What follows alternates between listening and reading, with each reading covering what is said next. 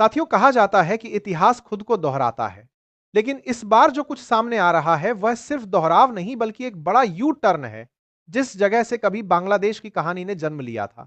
आज ठीक उसी दिशा से, यानी भारत के नॉर्थ ईस्ट से बांग्लादेश के खिलाफ एक मजबूत और संगठित विरोध की आवाज उठ रही है। यह आवाज किसी एक व्यक्ति या एक संगठन की नहीं है। यह असम, त्रिपुरा और पश्चिम बंगाल के आम लोगों की आवाज है।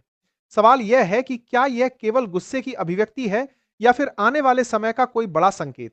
सबसे पहले चलिए असम के दक्षिणी हिस्से बराक वैली की तरफ 21 दिसंबर को यहां जो तस्वीरें सामने आईं, उन्होंने यह साफ कर दिया कि लोगों का सब्र अब टूट चुका है। सड़कों पर उतरे लोगों के चेहरों पर नाराजगी भी थी और चिंता भी। चिंता इस बात की कि बांग्लादेश में जो कुछ हो रहा है उसका असर सीधे भारत की सीमाओं तक महसूस किया जा रहा है। यही वजह है कि यह विरोध सिर्फ नारेबाजी नहीं बल्कि चेतावनी जैसा दिख रहा है। इसी दिन पश्चिम बंगाल के सिलीगुड़ी में भी माहौल कुछ अलग नहीं था। यहां बांगिया हिंदू महामंच ने एक बड़ा मोर्चा निकाला। प्रदर्शनकारियों ने साफ शब्दों में कहा कि अब केंद्र सरकार और सुरक्षा बलों को बांग्लादेश के रवैये पर सख्त रुख अपनाना चाहिए। यह मांग भावनाओं से ज्यादा सुरक्षा और भविष्य की चिंता से जुड़ी हुई थी, क्योंकि सिलीगुड़ी वही इलाका है जिसे देश की नब्ज कहा जाता है। लेकिन दोस्तों, इस पूरी कहानी की पहली चिंगारी 19 दिसंबर को ही त्रिपुरा में सुलग चुकी थी। त्रिपुरा मोथा पार्टी और यूथ त्रिपुरा फेडरेशन के युवाओं ने बांग्लादेश हाई कमीशन के सामने जोरदार प्रदर्शन किया। उनका कहना साफ था कि सीमा पार से आ रही घटनाओं पर अब चुप रहना खतरे को न्योता देना होगा। अगर आप नक्शे पर नजर डालें तो सिलचर, बराक वैली और त्रिपुरा सभी इलाके बांग्लादेश की सीमा से बेहद करीब हैं। बॉर्डर के उस पार होने वाली हर हलचल का असर सबसे पहले इन्हीं क्षेत्रों में महसूस किया जाता है।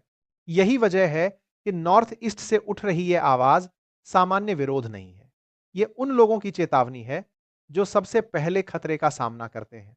और शायद इसी कारण अब यह मुद्दा धीरे धीरे पूरे देश का मुद्दा बनता जा रहा है। चलिए पूरी अपडेट को इस वीडियो में समझते हैं, लेकिन आगे बढ़ने से पहले इस वीडियो को एक लाइक करके चैनल को सब्सक्राइब जरूर कर लीजिए, क्योंकि हम आपके लिए हर रोज ऐसी ही खबरों का विश्लेषण लाते हैं। दोस्तों, नॉर्थ ईस्ट से उठी यह आवाज अब धीरे धीरे पूरे देश में फैल चुकी है। जो गूंज पहले असम और त्रिपुरा तक सीमित थी, वह अब देश की राजधानी दिल्ली और धर्मनगरी बनारस तक सुनाई दे रही है।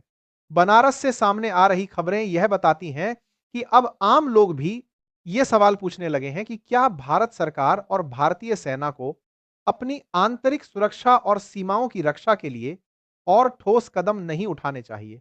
यानी यह मुद्दा अब सिर्फ सीमावर्ती राज्यों का नहीं बल्कि पूरे देश की चिंता बन गया है।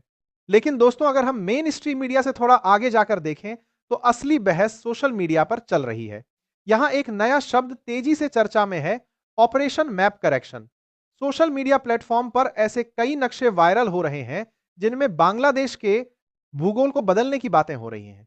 कुछ लोग बांग्लादेश के उत्तरी हिस्से रंगपुर डिवीजन को अलग करने की मांग कर रहे हैं, तो कुछ लोग उसे भारत और बांग्लादेश के बीच एक बफर जोन बनाने की बात कह रहे हैं।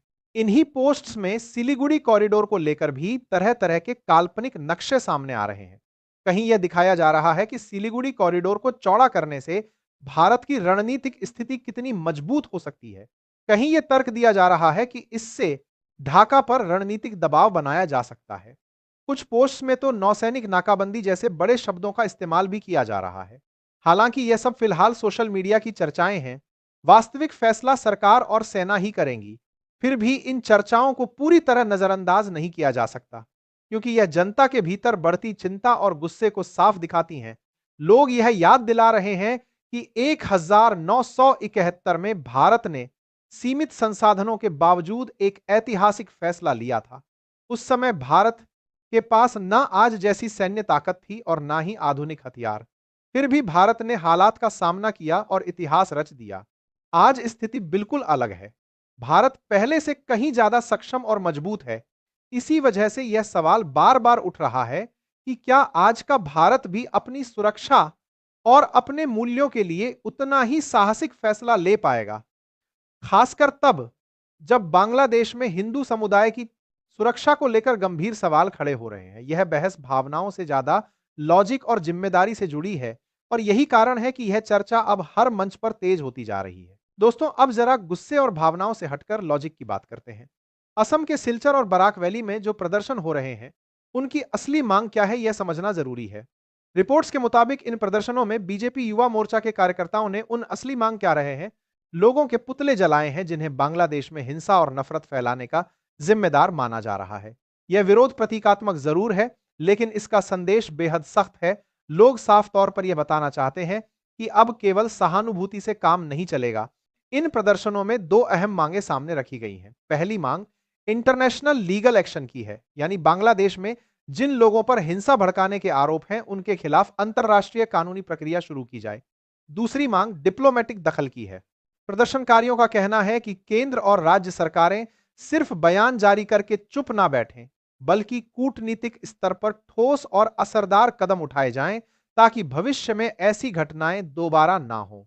त्रिपुरा में हुए प्रदर्शनों के दौरान एक और गंभीर मुद्दा भी सामने आया। भारत बांग्लादेश सीमा करीब 4000 किलोमीटर से ज्यादा लंबी है, लेकिन अब तक इसकी फेंसिंग लगभग 80 से 82% ही पूरी हो पाई है। बाकी खुले हिस्से सुरक्षा के लिहाज से सबसे बड़ी कमजोरी बने हुए हैं। प्रदर्शनकारियों की मांग है कि इन खुले इलाकों को जल्द से जल्द सुरक्षित किया जाए ताकि अवैध घुसपैठ और हिंसा की आशंका को रोका जा सके। इतिहास हमें बार बार अपने फैसलों पर सोचने का मौका देता है, लेकिन सवाल यह होता है कि हम उस मौके को पहचान पाते हैं या नहीं।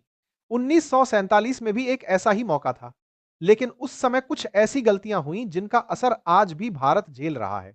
भारत से अलग होकर दो इस्लामिक देश बने, पाकिस्तान और बांग्लादेश। और आज हालात फिर एक ऐसे मोड़ पर खड़े दिखाई दे रहे हैं जहां पुराने फैसलों की गूंज सुनाई दे रही है। आज नरेंद्र मोदी और मौजूदा सरकार के सामने एक ऐतिहासिक जिम्मेदारी है। सिलीगुड़ी से लेकर दिल्ली तक जो आवाज उठ रही है वह सिर्फ नाराजगी नहीं है, यह एक चेतावनी है। अब तक हम बांग्लादेश की तरफ से आ रहे बयानों को सुनते रहे, लेकिन अब भारत की जनता भी अपनी सुरक्षा को लेकर खुलकर बोल रही है। सोशल मीडिया पर वायरल हो रहे नक्शों में कितनी सच्चाई है यह वक्त बताएगा, लेकिन इतना तय है कि अगर पड़ोस में हालात बिगड़ रहे हों तो आंखें बंद करके बैठना किसी भी देश के लिए खतरे से खाली नहीं होता। अब सबसे बड़ा सवाल यही है, क्या भारत सिर्फ बयान देकर रुक जाएगा या फिर अपनी सुरक्षा और जिम्मेदारी के मुताबिक कदम उठाएगा?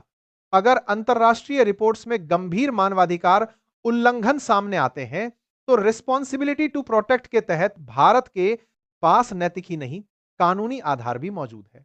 लेकिन दूसरी सच्चाई यह है कि आज का भारत 1971 वाला भारत नहीं है। आज हर फैसला ग्लोबल इकोनॉमी, डिप्लोमेसी और मिलिट्री बैलेंस को प्रभावित करता है। यानी सवाल यह नहीं है कि भारत क्या कर सकता है, असल सवाल यह है कि भारत क्या करना अफोर्ड कर सकता है। और यहीं पर यह पूरी बहस सबसे ज्यादा गंभीर हो जाती है। दोस्तों, आपकी इस पूरे मुद्दे पर क्या राय है? क्या भारत को अब और सख्त रुख अपनाना चाहिए? अपनी राय कमेंट में जरूर बताएं।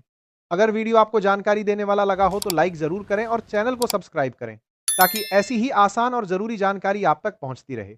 जय हिंद, जय भारत।